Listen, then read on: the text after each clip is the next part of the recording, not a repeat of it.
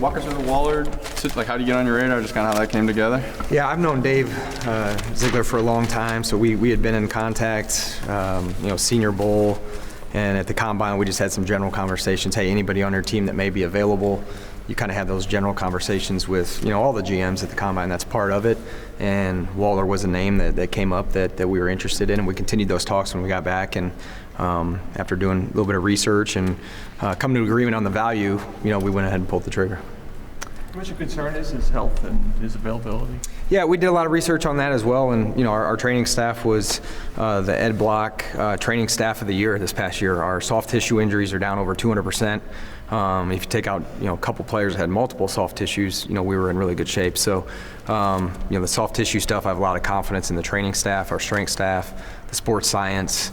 Dave spends a lot of time with those groups of people along with myself, mapping out the practice schedule, training camp, how we're going to do things from the start of the season to the end of the season, and we felt comfortable with the information we had and the staff that we have in place to get him on the field and keep him healthy. You put a premium on the guys like injury histories and risk in that regard. Yeah, absolutely. Why have you, I don't know if you've changed that, but it seems like you've added a lot of guys with some histories. How have you approached that? Yeah, I think when I got the job, Daniel, he missed a lot of games the year before. Saquon missed a lot of games the year before. Richie James missed the entire season the year before. Leonard Williams hadn't missed a game his entire career, and he missed it. Like, you got to balance it. Like, it's football, there's going to be injuries. You evaluate the injuries on an individual basis. Were they preventable? How did they occur? You look at the film on some of the injuries. Is it something we could have done better? So again, we're always going to continue to find a competitive advantage wherever we can. And again, I have a lot of confidence in our strength staff, our medical staff, and the research that we've done on some of these players that the injuries are something that we can treat, and the players will be available. When you break down, we want more weapons, we want more things around Daniel, right? In the passing game, let's say. So do you say, okay, it's a tight end, it's a receiver, or do you say it's a weapon? So like, does Waller balance out maybe not a receiver, you can get at number one or something like that? Yeah, I think that's a good point. Yeah, he's a offensive weapon. Again, who are those weapons that are available? Again, you have a free agency cycle, you have players that are available for trade, and you have a draft. Okay, so where can we find a player that has a dynamic skill set that can help us? And Waller was one of those players that we found out was available. Did our research on him, and we're able to come, the value met what we were willing to pay. And again, that was adding him. To me, he's a blue player, a Pro Bowl type player, and I think that was he'll be an asset for our offense. Blue player? That's our grading scale. If they're a blue, they're a Pro Bowl player. Blue. So again, adding a weapon that a guy that's a Pro Bowl type player. What's your concern level about the offensive line right now? You've obviously your center's gone, your backup center's gone who play guard. Yeah. So what's your concern level there? Yeah, and again, we knew John was on a one-year contract. Last year at this time, we didn't know if Nick Gates was ever going to be able to play football again. Heck, we didn't know that till midway through the season. So we had contingency plans in place. We claimed Jack Anderson. He was with us in Buffalo. He's been working at center. Ben Bredesen's a guy that we feel very comfortable with playing center. And then Shane Lemieux was playing it as well, last season before the injury. So we've got some guys in there that'll battle it out. We could, again, we still have the draft. We still have there's some centers that are on the street that we could consider. So we don't play until September. We're at camp in August, so we still have time. Guys may be cut post-draft. There could be cap casualties. So we'll be patient. We'll continue to look, but we have confidence in Ben Bredesen, Jack Anderson, and Shane, that they can snap the ball and play center for us. Where does Saquon's negotiation stand? I just talked to his agent a couple days ago, so I've been in constant contact with her. Right now he's on the franchise tag, and again, until we come to some sort of agreement down the road, then that's what it is right now. It's going to be the tag. Based on the running back market situation, does your initial offer to him still stand, or have you removed that? Yeah, no, there's no outstanding offer right now. So once we put the franchise tag on him, we step back. We knew that throughout the negotiation there was going to be a time where if we can't come to agreement, we're going to go to the franchise tag, and that's what we did. And now you're resetting negotiations essentially. Yeah. I mean, essentially when you're building a team, and I'll say this to everybody, there's 53 players. Yeah. You can't look at everybody in a silo. So as you're going through the negotiations, if you can't come to an agreement on what the value of the player is, then you have to shift to plan B. And we knew we had the franchise tag as a tool, and we'll utilize that and see if anything happens down the road. How much does the running back market, the soft, affect how you value him, because maybe you value him at 1 point. It doesn't. No. It doesn't. You know, I still think Saquon knows how I think about him, so it doesn't. As I say, it's a big number. So would you be comfortable if he just says, well, I'm going to play it through and play on this number? Are you comfortable with him sticking around on that number for this year? On the franchise tag? Yeah, if it comes to that. Yep. Okay. And what about a player, you know, he obviously doesn't want the tag, running back having to stay healthy for another tag, you know, the player's mental state going through a year on a tag, you know, you can't do anything about it if that's... Yeah, you have to ask him that. Okay. I'm not sure. John said earlier that you guys haven't closed the door on Odell. Is the way Caps things are right now, is it even possible to sign him at the level he wants? I mean, would that be an issue right now? Yeah, we'll continue, not just Odell, but, you know, players across all positions that are available we'll continue to look at. And again, you can get creative with the cap if you need to in certain situations. Again, we're trying to get out of that business for now. At some point, it's probably going to have to happen. But yeah, again, if there's a player out there that we think that will help us, you know, we'll always look into those if it makes sense. Joe, have you spoken to Saquon yet about maybe what your expectations are? You know, April 16th, I think, is when you guys come in. Is he going to? No, I haven't talked to him about that. I've talked to him. I mean, I probably talked to him. It's probably a week and a half ago. And again, I've been in constant contact with his representatives. So. You joked every time you brought up Leonard about the pay cut thing that came up. Like, where do things stand? Have you made any action there to try to get that number lowered? Nope. Do you think you'll need to eventually? Everything's on the table, but no, we haven't had conversations with him about that. And John Mara was just saying here, he fully expects Leonard to be on the team this year. So like obviously when you go to a guy with a pay cut, there's always a threat like, okay, if you don't take this, we're going to cut you. So do you think that basically saying that he's going to be on the team could he's going to say, well, you already said I'm going to be on the team? Is there you know what I mean? Does that undercut that at all, or? It's not, I guess it's not legally. But what's the other side of that?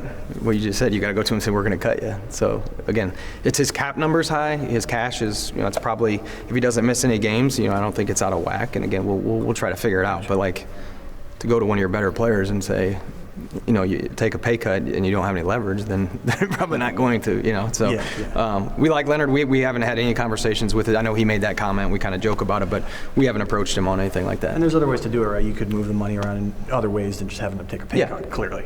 Right? But we could, yeah. Okay. Yep. To go with, no, just going to follow up on Dex, if you guys have had any more conversations with that. Yeah, we've had good conversations with the representatives. Probably Friday was probably the last time we were in contact with them. So, again, we're in negotiations, and we'll see if we can get something done. You guys keep going to dinner with wide receivers.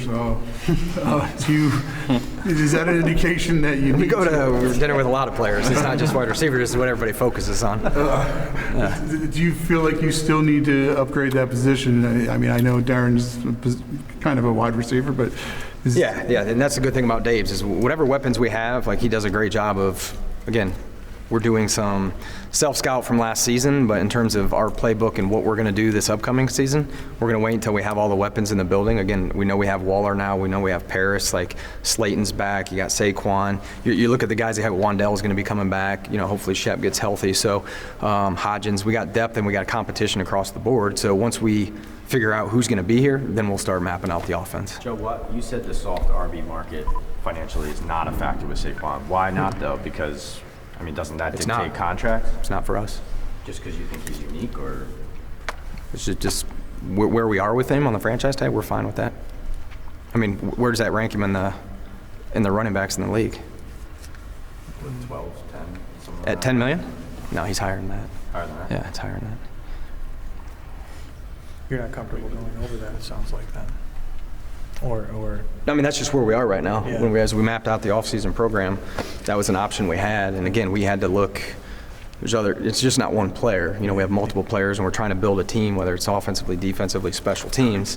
And it came to the point where the franchise tag was what we had to use. Chemistry was such an important thing for you guys last year. When you get something like that, and every year is different, you come back. Do things like that worry you that, hey, if he's not a happy camper, it could affect the chemistry of the team? Yeah, I'm not going to speak for how he's going to feel, but yeah, we got Matt Breida back. He's a leader on offense. He's a leader on special teams. Daniel was a captain. The receiver room is comprised of a bunch of good guys. Defensive line, we got guys back. Hottie's going to be back. Okariki's a good leader. Nacho's a leader. We just signed Bobby McCain. He's a leader. So I think we've got a good group of leaders on the team. Again, it stunk losing Julian and Gates and Feliciano, those guys were some really good leaders that were important to the team last year. But every year is new. You start new. It's going to be a totally different team, a totally different chemistry. But I think we got good pieces in place in terms of the people and the leadership skills. On the flip side of offensive additions, where do you feel about like cornerback and especially linebacker too, with adding Bob? Yeah, I mean, we have depth at corner.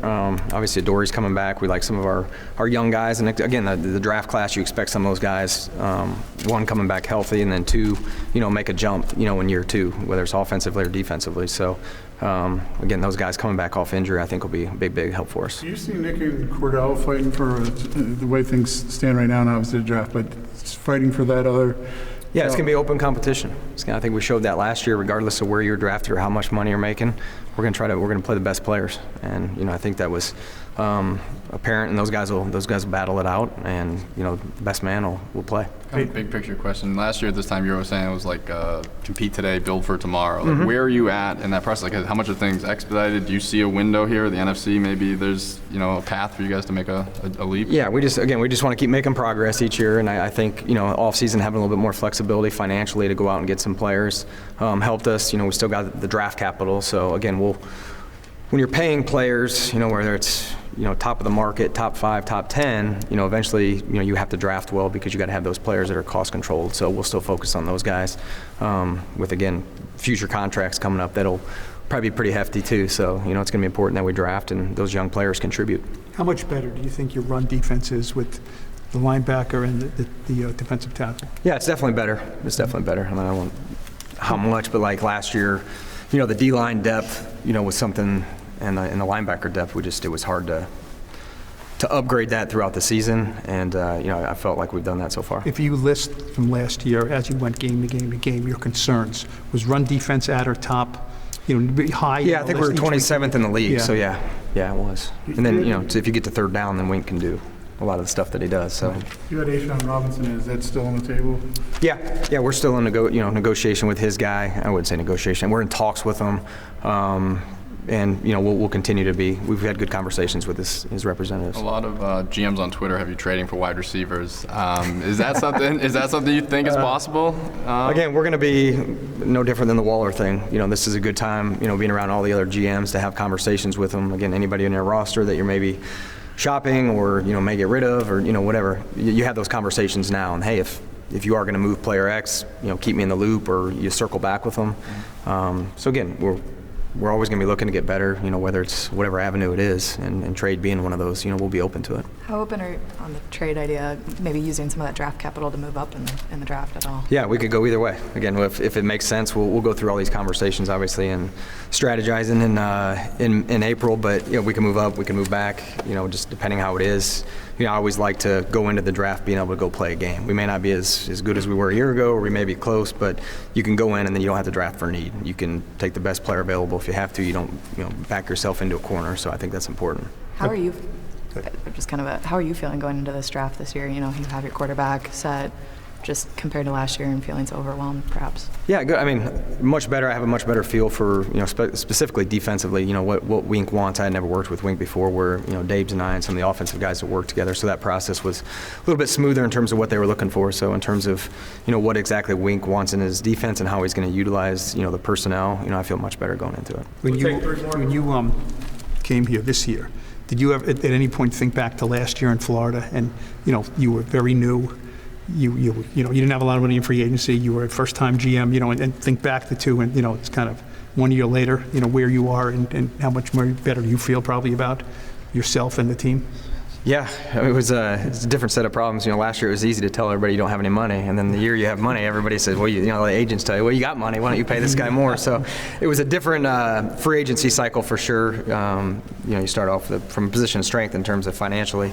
But yeah, I'm excited for year two. I'm excited for Dave's and his staff. I'm excited that we have continuity amongst the staff. Both coordinators coming back who, have a chance of being head coaches. They had interviews and were finalists for jobs. So the ability to get those guys back, and then core nucleus of the team coming back. They know the offense, they know the defense, they know the culture, they know how we're going to do things. They know what the calendar looks like. Dave's going to take care of them at practice. So yeah, I'm just excited. But every year is new, and we have a lot of work to do, and we got to build that chemistry for the 2023 team because 2022 doesn't matter anymore. You knew Brian better than anybody. You helped bring him here, obviously. He's the coach of the year now. Did you learn a lot from him? And did you learn a lot in him this year that, like, you look back and okay, I knew he was going to be a good coach, but he's even done this. You know what I'm saying? This is the 1 year you worked together with him as a head coach. Yeah, I think just his leadership across. I had seen it before. His leadership across.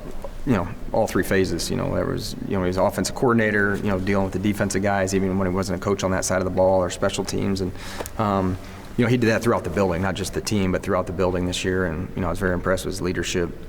Through good times and bad, and we had some adversity there mid-season. After the bye and stuff, and I thought he did a really good job navigating those waters. And eventually we came out on the other side and went on to win a playoff game. So yeah, I think he did a great job. Joe, when last talked to you, you said it was after Daniel's contract, and you said obviously now you want to put some weapons around him and give him support. Do you feel like now sitting here that you guys have successfully done that with what you did in free agency and Waller trade? Have you put the right weapons? Yeah, around I think we're better than we were. And again, it goes back to it's not fantasy football. So when you say go get a number one receiver, like you're only afforded what's on the market, what's available. So like all these things sound great, but with the receiver group that was out there, Paris Campbell was a guy our coaches really liked. We liked Slayton, getting him back. Was important, upgrading the D-line, linebacker. So I know receiver is kind of the one that everybody holds on to. But yeah, I think Daniel has a better group. He knew Crowder very well. He had thrown with him before, his days at Duke. So yeah, I'm excited about it. I'm excited to see how these guys gel and, what Daniel can do.